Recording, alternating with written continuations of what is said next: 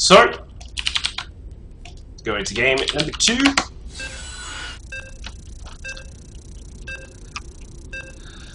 And we will be back on Daybreak for game number 2.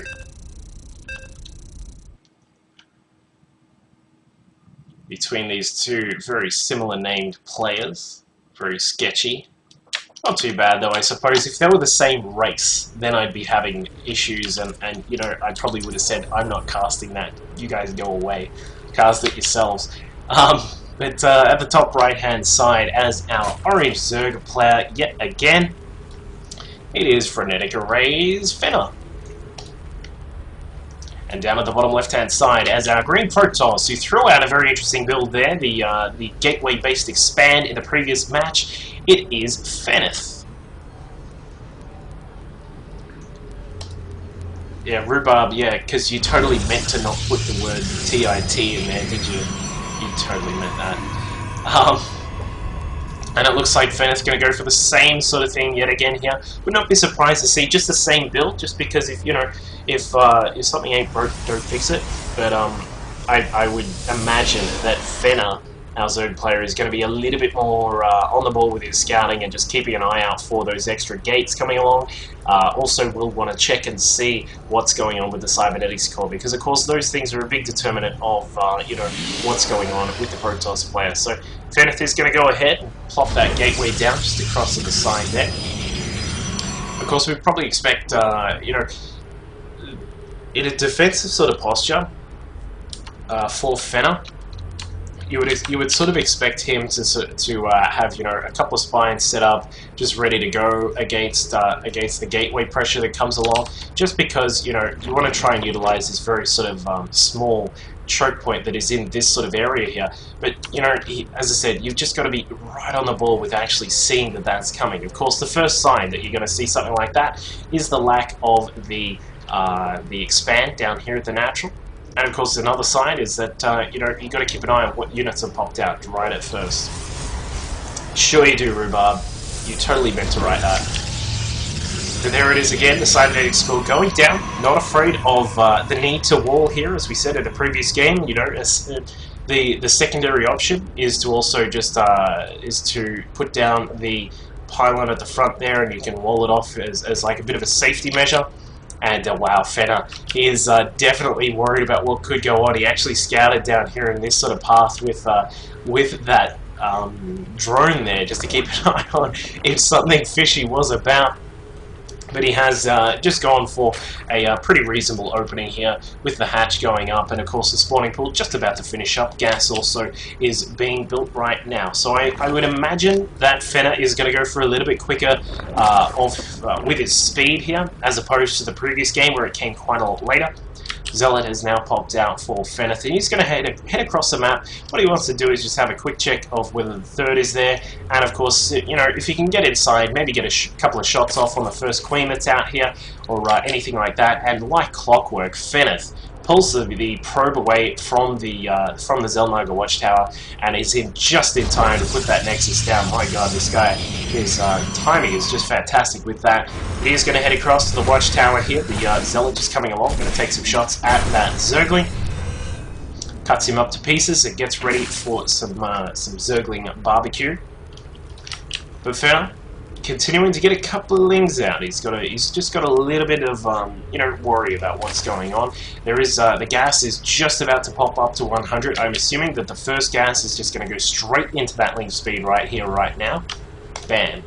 There you go. I totally clicked on that because that is me playing. But the first couple of units do pop in. One Zealot and one Stalker. Should be able to clean up these lings if they get a little bit too brave about how far they push along. Two lings do go down. The Zealot is the only thing that has lost some of its health. A little bit of shield there. Back at home for Feneth. He's got the three... Oh, sorry. It's going to be a total of 3 gates with a Stargate at the back.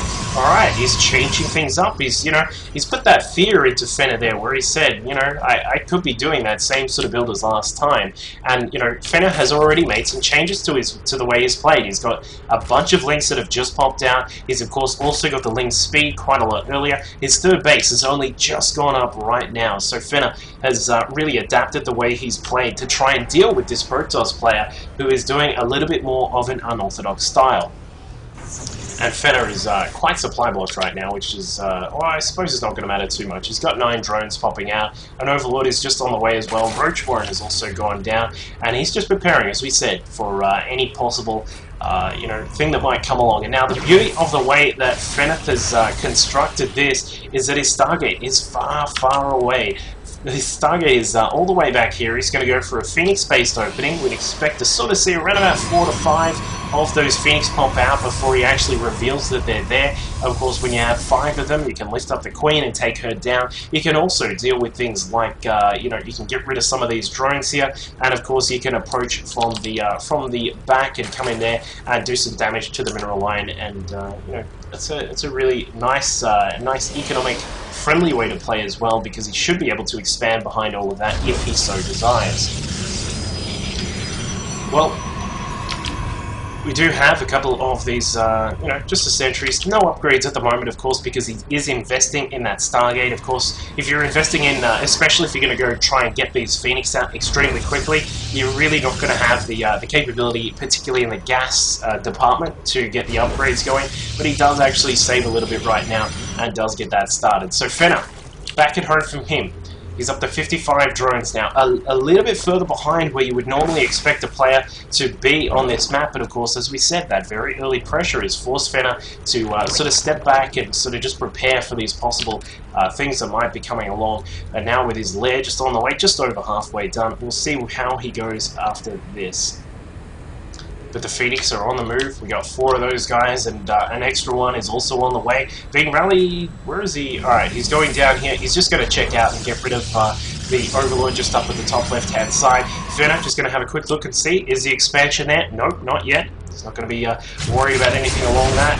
And looks like the Phoenix have come along, and they're actually going to get one of these Queens straight up. I doubt that Fenner's going to be able to save that one. So Fenner already doing some very surprising damage here against his opponent. Has taken down 2 Queens and now has free reign over this drone line here. We'll only be able to get a few of the drones before the energy runs out on these Phoenix, but what he's going to do is get into the nat and take down this Queen as well.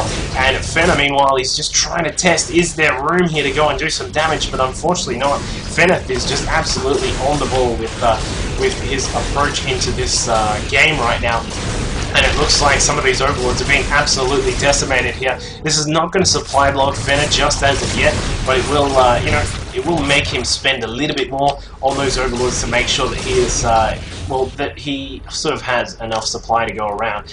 So, state of the game at the moment right now is currently sitting 2 bases for a Protoss, and it's not very often you see a Protoss on 62 workers and the Zerg player is actually behind on 53, but that is, you know, just the way this game is played out, with Feneth doing his very interesting tactics to just sort of stay with a gateway-based style, Fenner doing the correct sort of way to play here, getting another expansion, because last time I checked, Phoenix have not been buffed so that they can lift up buildings like that, and Fenner does have some Hydras on the way, so he's going to try and get these bad boys out to try and deal with those Phoenix up in the air. The other thing they can do, of course, is pressure quite well against you know, a Protoss player who's sitting here on 2 bases, but as we can see, +1 on the armor is on the way. Of course, +1 on the weapons has already been done. So Feneth is he's gonna be pretty comfortable. And I mean, he's got a Colossus on the way. Extended Thermal Lance is also being researched by him, and +2 weapons as well. He's got double Forge pumping out these upgrades right now. So Feneth is going to be in a very nice position once this attack arrives. And as we can see, this attack mostly comprises of light units. We can see that we've got these the Hydras and of course those Zerglings. And what has a lot of fun with light units, I tell you what, it's these bad boys, the Colossus, with +1 on their weapons, doing 17 damage. They're about to get their range increase up to 9 as well, so they'll be happy about that upgrade. And things are looking very, very nice right now for Feneth. Drone count still a little bit low for Fenner. He's basically conceded that he'll need to attack into this and get some very heavy damage done. Looks like the Lee's actually getting a reasonably good surround. The first Colossus is in a little bit of danger, but Micro back quite nicely there by Fenner. And wow, Fenner is being absolutely annihilated. The extended Thermal Lance kicks in. Phoenix now coming about, lifting up some of those Hydras. There is nowhere you can go. Lifts them up, Zealots on the ground as well. Roaches now finally coming in, and of course with the Roaches helping out, it looks like Feneth should be able to just hold back for the moment. We'll need to get those Blink Stalkers coming in, and Claymores, the first game went to Feneth, so our Protoss player is in the lead and is looking pretty good to go ahead and do quite well in this game. Fenner is in.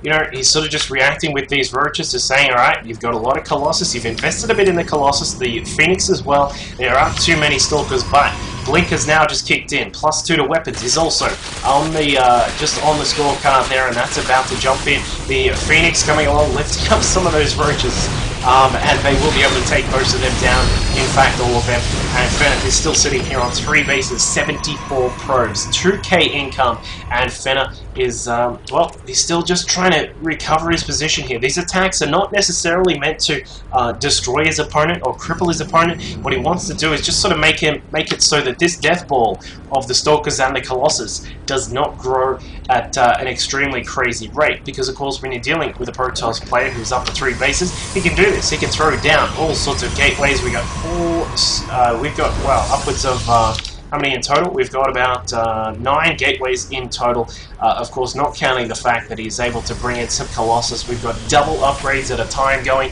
+3 to weapons and +2 to the attack is also just on the way now as well from Feneth, so he's looking very, very nice right now. And I'll be interested to see how Fenner is going to react to that. His hive is on the way, around about 3/4 done, so that's almost there.